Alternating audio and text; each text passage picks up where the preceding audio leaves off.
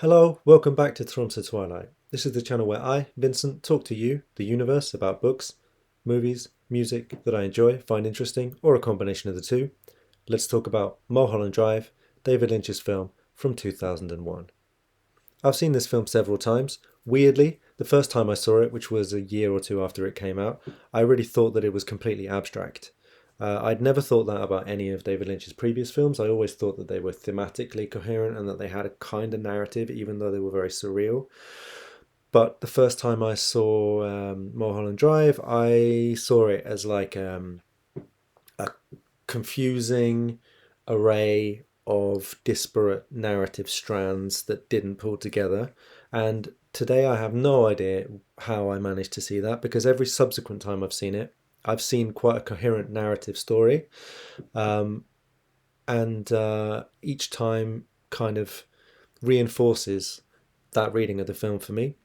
And I looked online before I started doing this video today, and it seems like I'm not the only one who sees the film this way, but I wanted to just share my idea of how this film works and like what it says to me each time I see it. So if that's of interest to you, keep watching. Okay, so I think that the film is essentially the story of the character Diana Selwyn, played by Naomi Watts. And the narrative of the film is a loop, but the earliest chronological event in the story of the film is the point in the middle of the film when uh, Naomi Watts' character starts to be called Diana Selwyn. So the cowboy comes into the room and says, "Wake up, pretty girl." Now, I don't believe this is the actual event. I think everything in the film is like the memory of an event, but this is like her remembering. So the film kind of, where I'm describing the narrative, it starts there. I also think that there's quite a lot of stuff that's implied from before this. So here is what I think the story of the film is. Diana Selwyn is a Midwestern girl. She had quite unpleasant, unsupportive, abusive parents. The only positive adult figure that she had growing up was her aunt. And before the film begins, her aunt dies and leaves her a small amount of money that she uses to move to Hollywood because she wants to become a star. And she moves to Hollywood optimistic about the possibility of acting in films. When she comes to Hollywood, she early on meets a woman named Camilla Rhodes, and Camilla Rhodes is also an actress, but she's a little more confident, she's a little more charismatic, and she's more successful. So she often gets the roles that the two of them go for, and quickly she ascends whilst Diane continues to play bit parts, sometimes even in the same film. And where we begin to see the story, their relationship is pretty established and it's becoming pretty toxic. They're working on the same film, but Camilla is the star and Diane is just basically almost irrelevant in the production. They have had a romantic and sexual relationship for some time, but where Diane is totally devoted to and enamored of Camilla, Camilla is very unfaithful or not super interested in Diane beyond enjoying the way that her own narcissism is reflected in Diane's jealousy, adoration, and dedication. So Camilla invites Diane to a party on Mulholland Drive. She doesn't really know what the party is, but when Diane gets there, she discovers that it's at the house of the director of the film that the two of them are working on. The director's mother is there. There are loads of people she doesn't know. And she is forced to sit at the table and basically be humiliated as she discovers that Camilla and the director are in a serious relationship, getting engaged, and Camilla also has another female romantic interest in addition. So Diane's heart is just completely broken. Her Hollywood dream has become a nightmare. In that moment, she decides that she is going to kill Camilla. So she hires a hitman and she meets him at a cafe or a diner. And in the diner, she gives the hitman a picture of Camilla. She points to the picture and she says, this is the girl. And the hitman says, "You'll never see me again, but I am going to leave this blue key, door key, um, somewhere where you'll find it, and then you'll know that the job has been done." Diane, maybe she hopes that she was scammed and that he won't go through with it, or she's still conflicted. But in any case, one day she comes home, she finds the key in her apartment. She realizes that Camilla has been killed, and she cannot deal with the guilt, shame, and horror that she has killed the woman that she loved, no matter how cruel and narcissistic Camilla was. She locks herself in, she shuts herself away in her apartment. She has a kind of psychotic break. Her parents come back to her as hallucinations. Her past, her childhood washes over her. She becomes suicidal, takes out a gun, shoots herself in the head, and dies. After death, she enters a kind of limbo. And in this limbo, she imagines her parents as uh, benign, smiling tourists who bring her to LA. And in LA, she has the name Betty, which is actually the name of the waitress in the diner where she put a hit out on Camilla.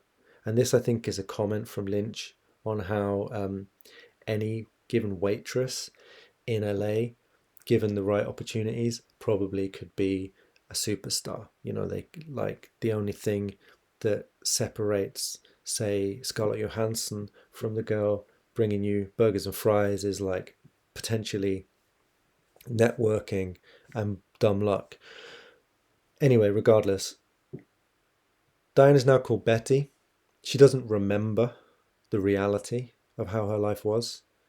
What she imagines is that her aunt, rather than being dead, is away and lends her a quite lovely apartment where she moves in, ready for her big break.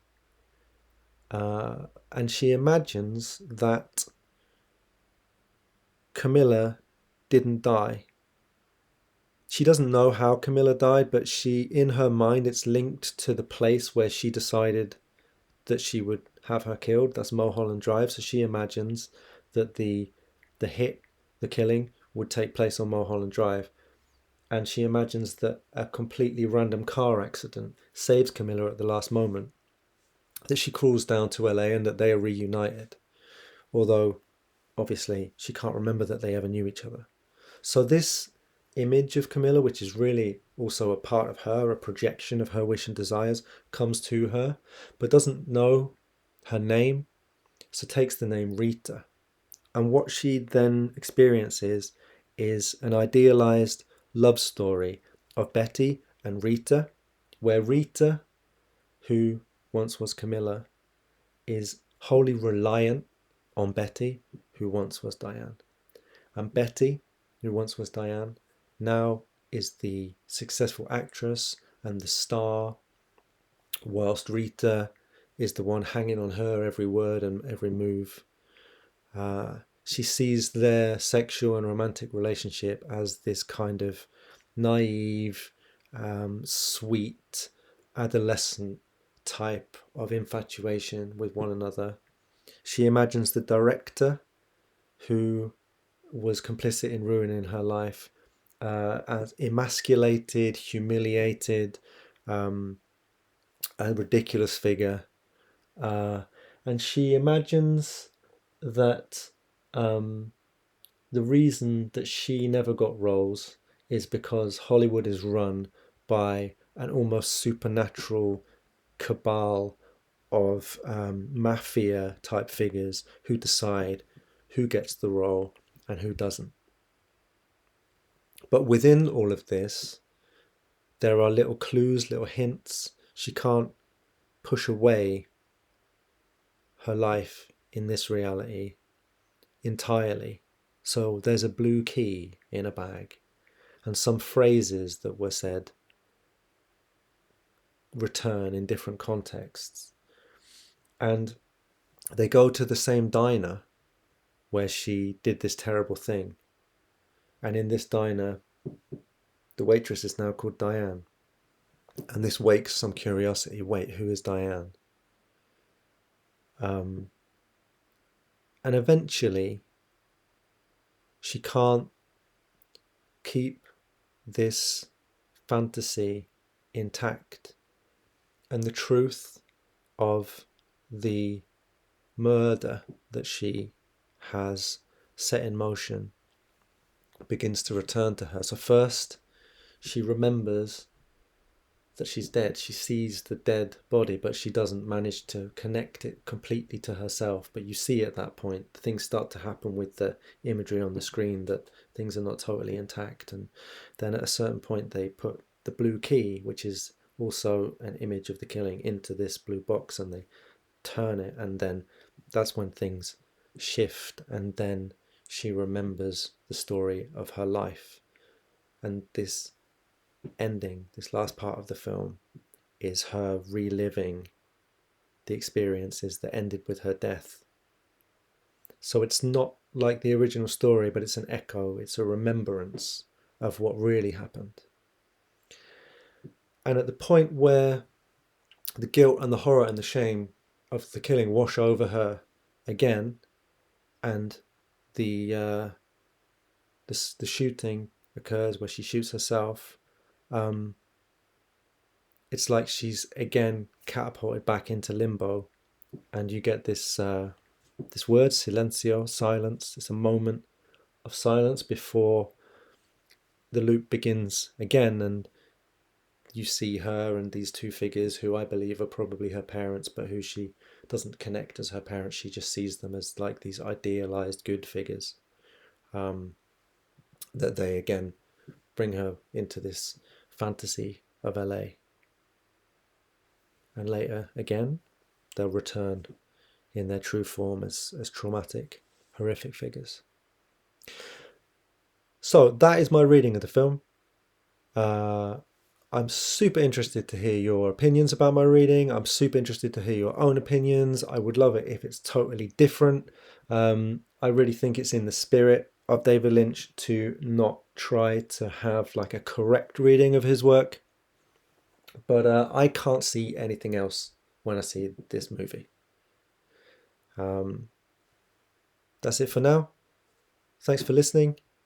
Lots of love. And take care until next time. Oh, like my videos, subscribe, blah, blah, blah, blah, blah, blah. Helps me out. Okay, bye-bye.